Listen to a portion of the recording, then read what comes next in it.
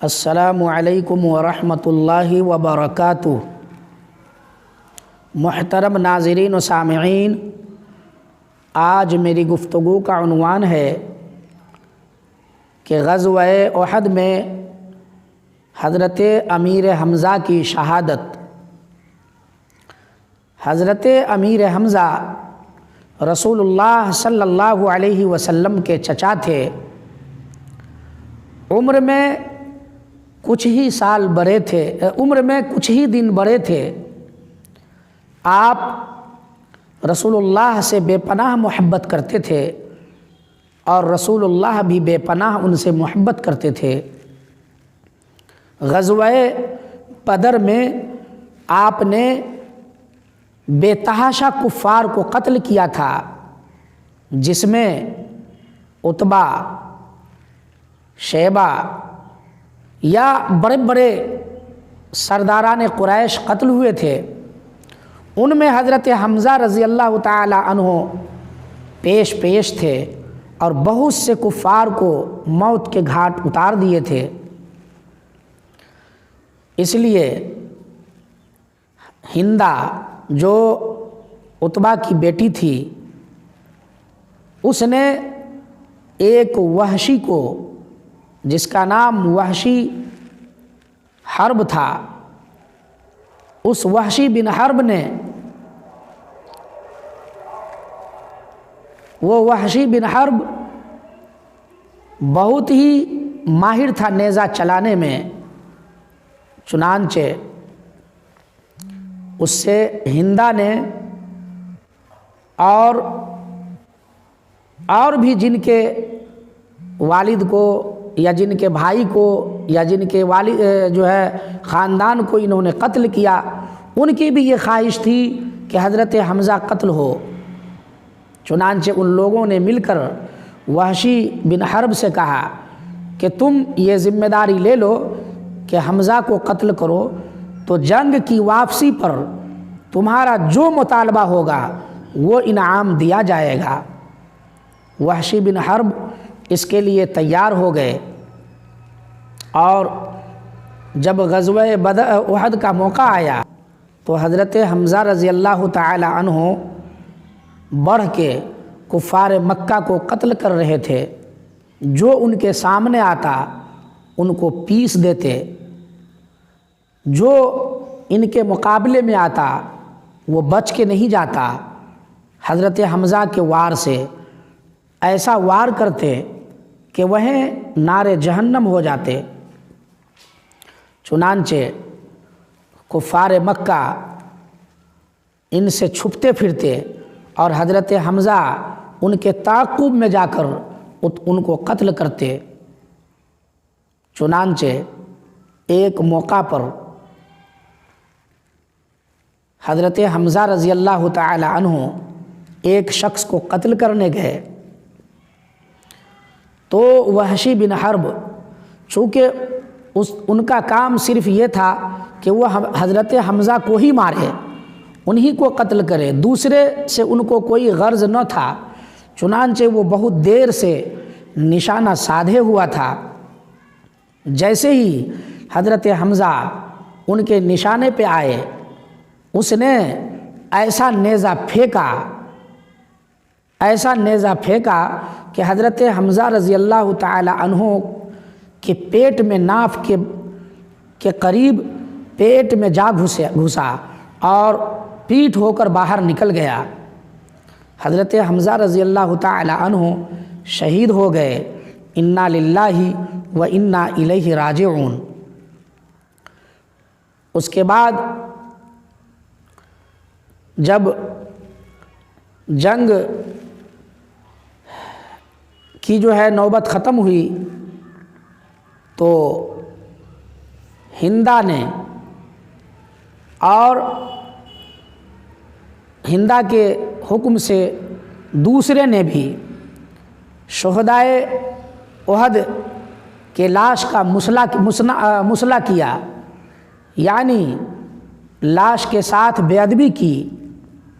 حضرت حمزہ رضی اللہ تعالی عنہ کے لاش کے ساتھ تو یہ کیا کہ ان کی شرمگاہیں اور ان کے ناک، ان کے کان کاٹ کر ہندا نے گلے میں ہار بنا کر پہنی، اور حضرت حمزہ رضی اللہ تعالی عنہ کے کلیجہ کو نکال کر اس کو چبائی اور اندر نگلنے کی کوشش کی ہندا نے، لیکن جب نگلا نہ جا سکا تو اس نے اس کو منہ سے باہر پھینک دی۔ اس طرح سے غزوہ احد میں شہید ہونے والے بہادروں کے ساتھ معاملہ کیا گیا۔ پھر جب ان کو دفنانے کی باری آئی تو حضرت حمزہ رضی اللہ تعالی عنہ کے قبر میں، چونکہ دو صحابی کو ایک قبر میں ڈالا جاتا تھا، اور جن کو قرآن زیادہ ہوتا تھا ان کو آگے رکھا جاتا تھا، تو حضرت حمزہ رضی اللہ تعالی عنہ کے ساتھ میں جو صحابی تھے، تو ان دونوں کا معاملہ یہ ہوا کہ ان کی بہن حضرت صفیہ رضی اللہ تعالی عنہا کپڑا لے کر آئی، اور انہوں نے فرمایا کہ یہ میرے بھائی کے لیے ہے کفن، چنانچہ کپڑا کچھ زیادہ تھا تو اس کو 2 کفن بنایا گیا اور اس کو ایک تھوڑا سا ایک کفن کے لائق تھا اور ایک بالکل چھوٹا تھا۔ حضور پاک صلی اللہ علیہ وسلم کو یہ جو ہے شرم ہوئی کہ میں اپنے چچا کو اگر پورا کفن دے دوں اور ان کے قبر میں جو ساتھی ہے ان کو میں ادھورا کفن دوں تو یہ اچھا نہ ہوگا، چنانچہ آپ نے قرآن اندازی کی۔ حضرت حمزہ کے حصے میں وہ چھوٹا کپڑا آیا، جب ان کو کفن سے ان کے جسم کو ڈھکا گیا تو سر ڈھکا جاتا تھا تو پیر کھل جاتا تھا، پیر ڈھکا جاتا تھا تو سر کھل جاتا تھا۔ پھر یہ ہوا کہ سر کو ڈھک دیا گیا اور پیر کو گھاس سے، سر کو کپڑے سے ڈھک دیا گیا اور پیر کو گھاس سے ڈھک دیا گیا۔ اللہ اکبر۔ اور ان کے جو ساتھی تھے ان کو پورا کفن دیا گیا، اور بھی صحابہ کے ساتھ یہی معاملہ ہوا کہ کفن پورا نہ ہوا، اگر سر کھلتا تو پیر ڈھکتا، پیر کھلتا تو سر، چنانچہ سر کو ڈھک کر کپڑے سے اور پیر کو گھاس سے ڈھکا گیا۔ یعنی غربت کا یہ عالم تھا کہ شہدائے احد کو کفن بھی صحیح سے میسر نہ ہوا۔ اللہ اکبر۔ حضرت حمزہ کو دفن کر دیا گیا۔ تو یہ تھا حضرت حمزہ کا واقعہ، لیکن بعد میں وحشی بن حرب نے ایمان میں داخل ہوا اور بڑی ندامت ہوئی، بڑا افسوس ہوتا تھا کہ میں نے امیر حمزہ کو قتل کیا ہے۔ جب رسول اللہ صلی اللہ علیہ وسلم سے پہلی ملاقات ہوئی وحشی بن حرب کی تو رسول اللہ نے پوچھا کہ وحشی بن حرب تم ہی ہو؟ کہا جی۔ کہا دیکھو میں نے تو تمہیں معاف کر دیا ہے اور اللہ نے بھی تیرے گناہ کو معاف کر دیا ہے، اس لیے کہ تم اسلام میں داخل ہو گئے ہو، اور اسلام میں داخل ہونے کے بعد جو ہے پچھلے تمام گناہ معاف کر دیے جاتے ہیں، لیکن تو میرے سامنے نہ آنا، اس لیے کہ تم کو میں دیکھتا ہوں تو میرے چچا یاد آتے ہیں، حضرت امیر حمزہ یاد آتے ہیں۔ اللہ اکبر۔